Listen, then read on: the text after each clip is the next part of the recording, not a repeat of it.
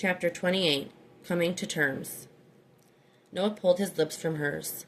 "Don't cry, okay?" he said softly. His fingers skimmed beneath her eye, gently pushing away the fresh tears. "I'm sorry."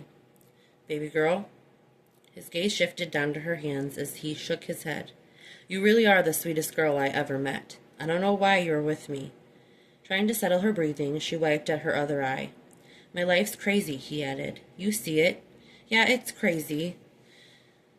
Their faces weren't far apart. She caressed his cheek with the edges of her fingers skimming his earrings. "But I trust you, Noah. I do." He pulled her to him, holding her tightly in a hug. She wrapped her arms over his wide shoulders like she was always did until she started to hear the familiar cries of her baby. She lowered her arms, looking over at her squiggly bundle. With a small smile at Noah, she crawled over his bed and turned Max over. "You need a change? I already know." She started to unbutton his sleeper. "I left the baby bag in the other room," and she slipped off the bed to grab it, but Noah beat her to it. "I'll get it. Stay." "Okay." When Noah went out of the room, she realized she was so used to being by herself that she was just on autopilot when it came to doing things for Max. "Here you go. One diaper." He handed it to her like a ticket, and she giggled. Max's eyes were closed, but his legs were moving. Noah sat on the bed and handed her a few baby wipes. "You take good care of him. He got lucky in the mom department." Lindy moved quickly to get him changed so that he could fall back to sleep. "Thanks," she said without looking up at Noah. "We kind of took over your bed. We can go back in the living room." "You're joking, right?" Noah moved off the bed to grab some shorts out of his bag. "You guys are staying right in here with me." And that's what happened. They fell asleep in his bed together, with Max on his stomach in between them. Noah woke up to something pressing in his chest. He opened one eye and realized it was a tiny foot. Max had turned sideways during the night somehow, and judging by the lip smacking and small arm movements, he was awake, probably checking out the new spot. He wondered if he could pick him up without waking Lindy, who was sleeping fairly deep. Shadows marked her under her eyes where the morning sun hit her face.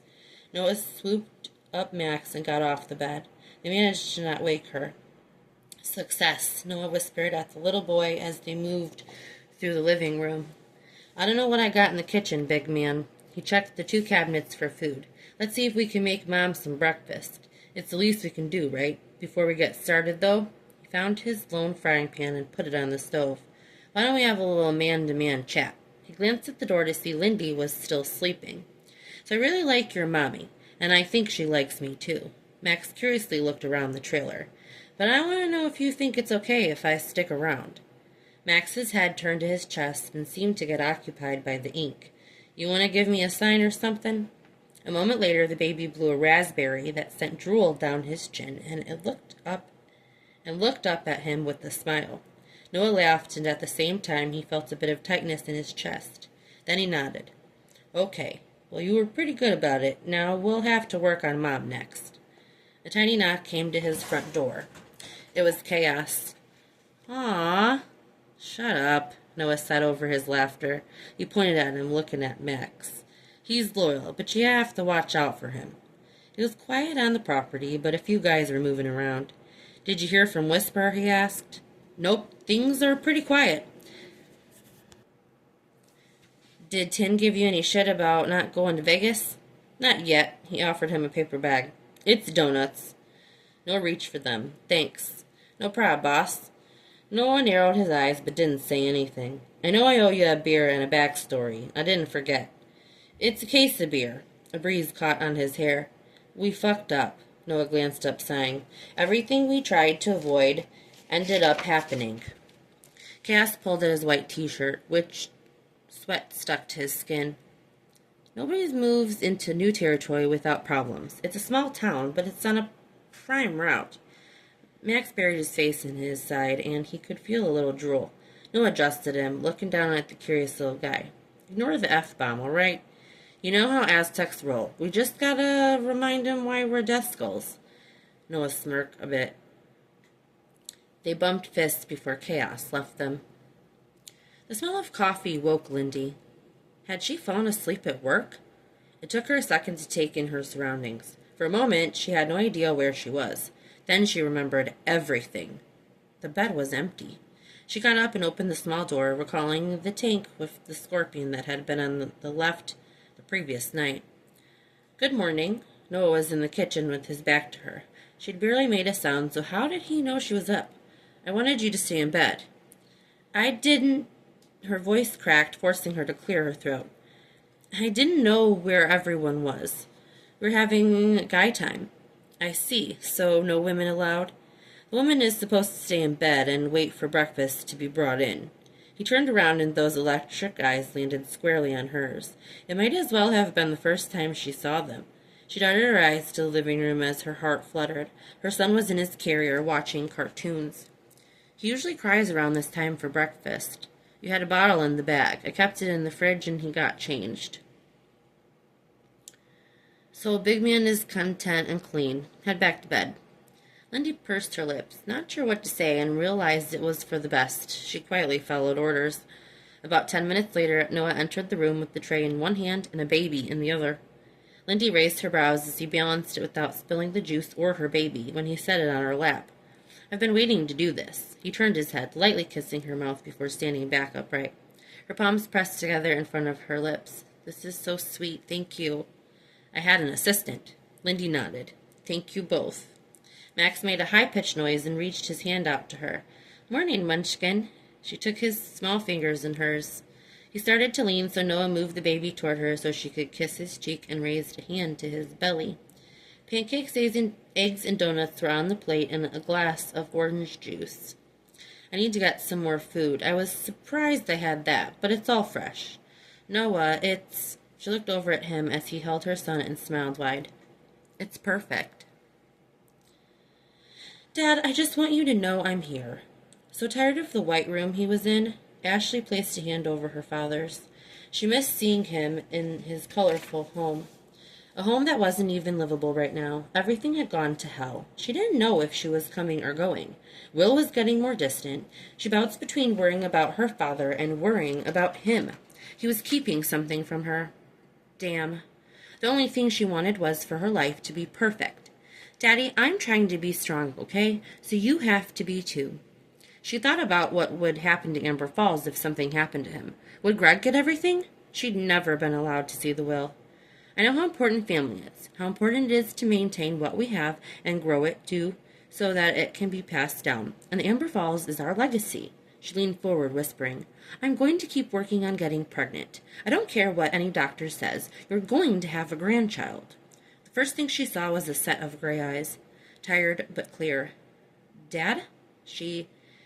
Ashley leaned toward his bed. "Dad, you're awake?" The fire. She could barely hear him. "Yes, Dad. There was a fire. You were hurt and had smoke inhalation." He tried to move but winced in pain. "Nurse!" she cried out. Lindy only had her diner uniform to put back on. She was lucky she didn't have to work until afternoon today. After bringing Max to work, she knew showing up late would just put her in deeper trouble. Noah stared at her from his bedroom door. She was still wearing his t-shirt. "I need to get you a bug-out bag," he said. "What's that?" "It's for emergencies. If something happens and you need to get out of your house quick with the baby, you'll have what you need." She wasn't sure what to say. That sounds nice. Thank you." Noah chuckled. "I have a pair of shorts that might fit you." Lindy sat on the bed as he went through the bag. "Do you think I'm stupid for working at the diner?" Noah looked up as he pulled out a pair of gray shorts. "Why would you ask me that?" Lindy touched the uniform. She'd worn it just about every day for years. "Because I work so hard just to barely get by. Because my boss is a drug dealer and still pays me crap." She laughed, shaking her head. "I have just been trying so hard to survive. Now I just feel like everything's crazy. Even the few things I was sure of." She stopped. What was she sure of? Max was her top priority, keeping him safe and away from Will. Outside of that, she didn't really think about herself. She hadn't thought about herself for a long time. Lindy only thought about what she needed to do. But what she wanted, that was different. She was still quiet, reeling from what Noah had told her last night about his life. He lost just about everyone he loved and then became lost himself. "Being in your MC means a lot to you, doesn't it?" Noah came over and stood near her. He was pretty much naked except for the dark shorts. "Yeah, but we're talking about you here." "I don't want to be there forever," she admitted. She sighed because the words were so hard to find. Come here. Noah reached for her hand, pulling her up. You worked to take care of yourself and your kid. Don't be ashamed of that. She leaned into him and felt his arms wrap around her. He smelled like he always did to her, and she wanted to bury her face into his neck. Her pretend husband was 1,000,000 times more real than the man she'd had an actual relationship with. You want me to take you on a tour? He asked. When Lindy opened her mouth, only a shaky breath escaped. That sounds great, she answered finally. He was sitting up in the hospital bed. He'd demanded it after his exam. His voice was still a little hoarse, but he was determined to use it. How much time was I out? He asked. It's been close to a week, one of the doctors answered. Hugh grimaced. Dad, you had surgery for your skin in addition to the smoke inhalation. You've been through a lot. Where's Greg and Scott? Scott was in the house. They're fine. I already called them. They're on their way to the hospital. You should have let them stay put. I won't be here much longer. Mr. Langley. Her father looked up at the doctor, who promptly shut his mouth. I'll hire a few people to take care of me in Amber Falls. The house, Ashley, the condition? There was a portion that was badly damaged, Dad. I want to see it myself. You can stay with me and Will at our place. Hugh nodded. Of course, if need be. He winced when he tried to move his arm. Daddy, don't try to do too much. Get me the paperwork. I want to sign myself out. He glanced up at the doctor. Isn't that how it works? If it doesn't, then it does now. The grizzled group of guys were busy, but Max seemed to get a lot of attention, and maybe she was too. Morning, Mrs. C. Morning, she answered to a man that quickly walked by. It's okay for us to walk around? Lindy asked, remembering the look on Tin's face when she arrived with chaos. Noah had decided to wear his usual dark jeans and no shirt. The wind caught in his hair often, and she wasn't complaining, but she had to take extra caution as she stepped with the distraction. The land they bought from Langley was huge, and they seemed to be putting a lot of use to it. The man called Bleed. He was coming out of the clubhouse carrying a huge box on his shoulder. A cigarette was hanging out of his mouth. For the first time, Lindy could see him in the daylight, and the lines in his face were serious and sharp. There was a long scar beneath his cheek that seemed to have faded over time. His eyes were deep set, but the color was hard to make out. Morning, Miss C. I see you brought the prospect. His razor-stubbled chin jutted in Max's direction. Prospect? Lindy asked. What's that? And good morning. Noah sighed in Bleed's direction. The proper term is prospective club member. Lindy's brows raised. You're talking about my baby? She looked at Max, who looked at her, and her laugh rang out. Next, Noah brought her to the warehouse. It was cool inside and busy as the men worked, but she still couldn't help remembering the last time she was there. Some of the cars were different, and a lot of them were still the latest models. Lindy stayed quiet, not asking any questions. There was the way these cars were sitting around to be fixed. Noah stared at her while he spoke, and she quickly lost track of what he was saying. They weren't alone, but it was clear in his eyes that he was thinking about what they'd done here, too. And this is the chaos corner, he said when they were around the back of the clubhouse. Mikasa es su casa. He offered them a mini salute as he stood up from a bike he was fixing. Lindy smiled. My favorite driver, she glanced around. You have a lot of stuff out here. Yeah, I'm kind of a pack rat, but I'll use it all eventually. She noticed the direction of his eyes and his small wave at Max and decided to ask, Would you like to hold him? Chaos's brows raised and he glanced at Noah. Sure, he answered after a minute.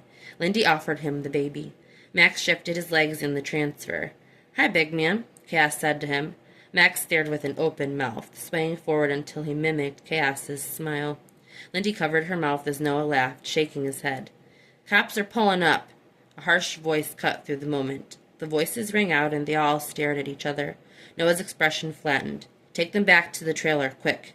Lindy held her breath as Chaos rushed to keep her out of sight. Just try and stay quiet, okay? Cass handed her Max at the door. She nodded quickly as he closed her in. Then she was there with her son in silence. She was glad to be out of the way, but at the same time, she wanted to know what was happening. What were they doing there?